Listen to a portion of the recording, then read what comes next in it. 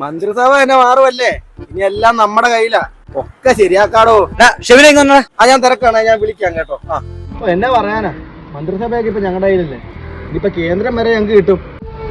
Poster ഒട്ടിക്കുമ്പോൾ എത്ര phone കോളാ തന്നെ. ആരൊക്കെ വന്നാലും എന്താ കാര്യം, ഇവിടെ വികസനമില്ലല്ലോ. നമ്മുടെ നാട്ടിലൊക്കെ എന്ത് വികസനമാണോ ഉള്ളത്. ഇവിടുത്തെ റോഡ് തന്നെ നീ കണ്ടില്ലേ, ഫുൾ കുണ്ടും കുഴി. ശരിയാ, വികസനം ഇതൊക്കെ കാനഡയിൽ. നിന്നെ കാനഡ അടിച്ചു പുറത്താക്കിയത് അതും ഒരു നല്ല ട്രൂത്താണ്. എടാ 2030 ഇവിടെ ഞാനാ സ്ഥാനാർത്ഥി. ഇവിടെ ആ റോഡ് പണിയും വീട് പണിയും എല്ലാത്തിട്ടും പണിയും. ഇവിടെ കാനഡയിലൊക്കെ ബസ് സ്റ്റോപ്പ് ഇങ്ങോട്ട് വരും. ഇവിടുത്തെ ബസ് സ്റ്റാൻഡ് നീ കണ്ടിട്ടുണ്ടോ?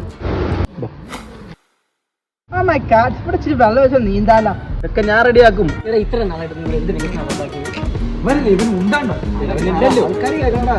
ആൾക്കാർ കേൾക്കണോടാ. നീയൊക്കെ എന്തിനാണ് ഇത്ര നാളായിട്ട് ഇവനൊക്കെ എന്താണ് നീ ഏതാ കാനഡയിൽ നിന്ന് വന്നത്? ഇവിടുത്തെ മറ്റുള്ളൊക്കെ സ്കിഡായ നീ ഉത്തരം പറയൂ. നിനക്കൊക്കെ വോട്ടുണ്ടോ? എടാ ഈ വോട്ടിന്റെ ആവശ്യം എന്താ? ഇത് ഡെമോക്രറ്റിക് ഇന്ത്യ. വന്ദേ ഭാരതം.